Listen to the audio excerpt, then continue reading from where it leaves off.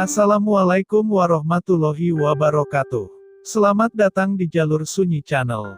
Kali ini saya akan mengkisahkan karomah Syekh Sari As-Sakoti.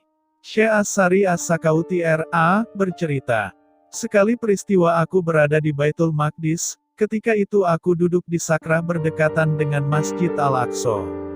Aku dalam keadaan sedih dan pilu sekali, karena hari-hari untuk pelaksanaan haji ke Baitullah hanya tinggal 10 hari saja lagi, jadi aku merasa kesal sekali, karena tidak dapat menunaikan ibadah haji pada tahun itu. Aku berkata dalam hatiku, alangkah buruknya nasib, semua orang telah berangkat menuju ke Makkah untuk menunaikan haji, dan kini yang tinggal hanya beberapa hari saja, padahal aku masih berada di sini. Aku pun menangis karena ketinggalan amalan haji tahun ini. Tidak beberapa lama sesudah itu, aku terdengar suatu suara goib menyambut tangisanku tadi. Katanya, 'Wahai Sari Sakoti, janganlah Anda menangis, nanti Tuhan akan mengirimkan utusannya untuk menghantarmu ke Baitullahil Haram, maka di saat ini juga.'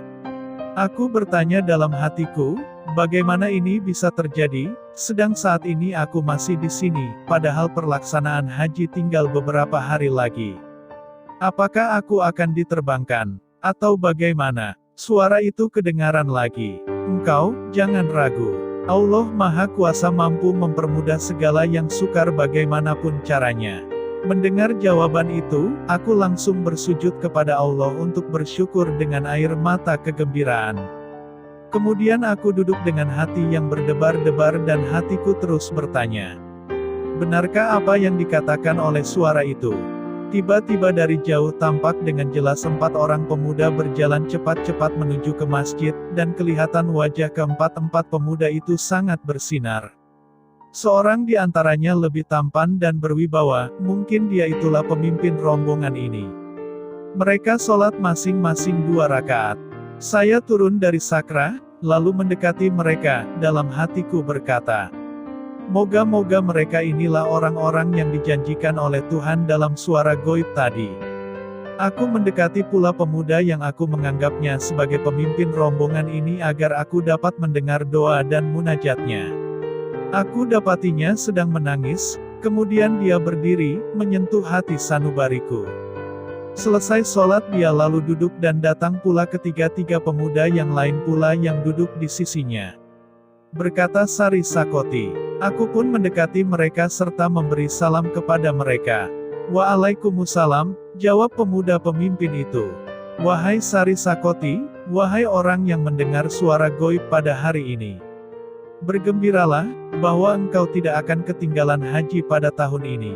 Aku hampir-hampir jatuh pingsan apabila mendengar berita itu. Aku terlalu gembira, dan tidak dapat kusifatkan betapa hatiku merasa senang sekali, sesudah tadinya aku bersedih dan menangis. "Ya, memang saya dengar suara gaib itu tadi," jelas Sari Sakoti. "Kami," kata pemuda itu, "sebelum suara gaib itu membisikkan suaranya kepadamu itu, kami sedang berada di negeri Khurasan dalam penujuan kami ke negeri Baghdad. Kami cepat-cepat menyelesaikan keperluan kami di sana, dan terus berangkat ke arah Baitullahil Haram.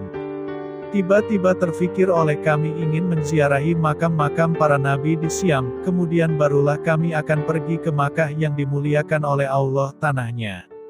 Kini kami telah pun memenuhi hak-hak para nabi itu dengan menziarahi makam-makam mereka, dan kami datang kemari pula untuk menziarahi Baitul Maqdis," pemuda itu menjelaskan lagi. "Tetapi, apa yang tuan-tuan lakukan ketika di Khurasan awal-awal itu?" tanya Sari Sakoti. "Kami mengadakan pertemuan dengan rekan kami, yaitu Ibrahim bin Adam Ma'ruf Al-Karhi. Dan saat ini mereka sedang menuju ke Makkah, melalui jalan padang pasir, dan kami pula singgah di Baitul Maqdis. Heranku memuncak kini, apakah benar apa yang mereka katakan itu? Mana Khurasan dan mana pula Sam? Jarak di antara kedua-duanya amat jauh sekali dan jika ditempuh berjalan kaki memakan masa setahun lamanya. Bagaimana mereka dapat menempuhnya dengan sekejap mata saja? Moga-moga Allah merahmatimu," ujarku.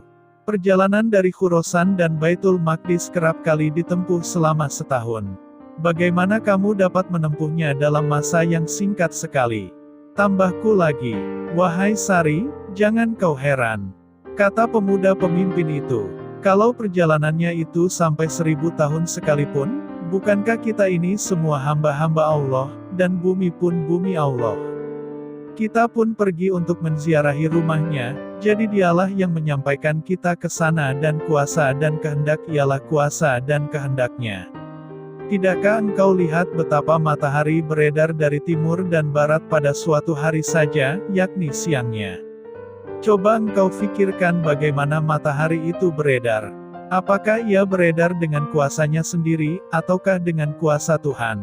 Kalaulah matahari itu yang hanya jamat benda yang tidak bernyawa, dan ia tidak ada hisab perhitungan, dan tidak ada ikap siksa, ia bisa beredar dari timur ke barat dalam satu hari, jadi tidaklah mustahil bagi seorang hamba dari hamba-hamba Allah boleh memotong perjalanan dari Khurasan ke Baitul Maqdis dalam sesaat saja. Sesungguhnya Allah Ta'ala mempunyai kuasa mutlak dan kehendak untuk membuat sesuatu yang luar biasa kepada siapa yang dicintainya atau yang dipilihnya, tiada suatu kuasa yang dapat menghalangi kuasa dan kehendaknya. Dia berhenti semula kemudian menyambung lagi. Engkau wahai Sari Sakati, seru pemuda itu tadi, hendaklah engkau memuliakan dunia dan akhirat sekaligus. Dia menjawab, siapa yang mahukan kekayaan tanpa harta, dan ilmu pengetahuan tanpa belajar serta kemuliaan tanpa kaum keluarga, maka hendaklah ia membersihkan jiwanya dari mencintai dunia sama sekali, jangan sekali-kali ia bergantung kepada dunia, dan jangan sampai hatinya mengingatinya sama sekali. Tuan, demi Allah yang telah mengutamakanmu dengan nur cahayanya, dan yang telah membukakan bagimu dari hal rahasia-rahasianya, sekarang engkau akan berangkat kemana? Tanya Sari Sakati. Kami akan berangkat untuk menunaikan haji, kemudian menziarahi makam Nabi alaihi salatu wassalam.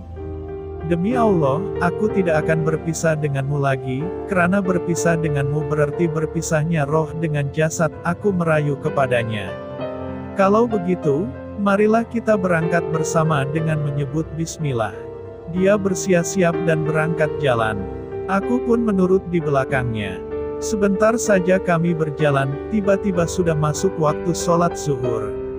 Wahai Sari, sekarang sudah masuk waktu zuhur, engkau tidak sholat zuhur? Tanyanya. Ya, aku akan bersolat zuhur, kataku. Aku pun segera mencari debu bersih untuk bertayamum. Tiba-tiba kata pemuda itu, tak perlu tayamum. Di sini ada mata air tawar, mari ikut aku ke sana. Aku sebagai orang yang bodoh ikut ke jalan yang diarahkan. Di situ memang benar ada sebuah mata air tawar, rasanya lebih enak dan lebih manis dari rasa madu. Aku pun berwudu dengan air itu serta meminumnya dengan sepuas-puasnya. Kemudian aku berkata kepadanya, Tuan, demi Allah, aku telah melalui jalan ini berkali-kali, tetapi tak pernah aku menemui mata air ini, ataupun air apapun di tempat ini. Kalau begitu kita harus bersyukur kepada Allah atas kemurahannya terhadap hamba-hambanya. Kami pun sholat bersama-sama, kemudian berjalan lagi hingga dekat ke waktu asar. Aku tidak percayakan diriku ketika aku lihat menara-menara tinggi negeri Hijaz itu. Tidak beberapa lama sesudah itu, aku terlihat tembok-tembok kota Makkah. Oh, ini Makkah, bisik hatiku. Betulkah aku dalam keadaan sedar, ataupun mungkin ini hanya sebuah impian malam saja? Tiba-tiba tercetus dari mulutku, kita sudah sampai ke Makkah. Aku terus menangis dan air mataku menjerusi seluruh pipiku. Wahai Sari, kata pemuda itu, engkau sudah sampai di Makkah. Sekarang engkau hendak berpisah denganku ataupun kau hendak masuk bersama denganku? Tanya pemuda itu. Ya, saya akan masuk bersamamu, jawabku. Kami pun masuk Makkah melewati pintu Natwah. Di situ aku temui dua orang laki-laki sedang menunggu kami. Seorang agak sudah tua parasnya dan yang lain pula masih muda dan tegak lagi. Apabila kedua orang laki-laki itu melihat pemuda tadi, mereka tersenyum dan serta-merta mereka datang dan mendekapnya. Kemudian sebut mereka, Alhamdulillah alas salamah. Segala puji bagi Allah yang telah menyelamatkan kamu. "Tuan, siapa mereka ini?" tanyaku. "Ah," bunyi suaranya. "Yang tua ini ialah Ibrahim bin Adham dan pemuda ini ialah Ma'ruf Al-Karhi." Aku pun bersalaman dengan mereka. Kami sekalian duduk di dalam masjid itu hingga tiba waktu sholat asar. Kemudian kita bersolat pula solat maghrib dan isyak di Masjidil Haram itu. Sesudah itu, maka masing-masing mereka mengambil tempat-tempat sendiri di dalam masjid itu bersolat bermacam-macam solat. Aku juga turut bersolat sekedar kemampuanku sehingga tertidur dengan nyenyak. Ketika aku sadar dari tidurku, aku dapati mereka sudah tidak ada lagi di situ. Aku coba mencarinya di seluruh Masjidil Haram itu, tiada suatu ceruk pun melainkan sudah aku amat-amatinya, namun bayangnya pun tidak kudapati. Kemana mereka telah pergi? Aku merayau-rayau di situ seperti orang gila yang tidak tentu arahnya. Kemudian aku pergi mencari mereka di tempat lain, di sekitar Masjidil Haram, dan seluruh kota Makkah, di Mina, dan di tempat-tempat lain lagi, namun aku tidak menemui walau seorang pun dari mereka. Aku merasa sedih sekali, dan kadang-kadang aku menangis seorang diri, karena telah terpisah dari mereka. Semoga Allah merahmati mereka sekalian, semoga kita dapat mengambil hikmah dari sekelumit kisah karomah Syekh Sari As-Sakoti radhiyallahu anhu. Amin ya robbal alamin. Wassalamualaikum warahmatullahi wabarakatuh.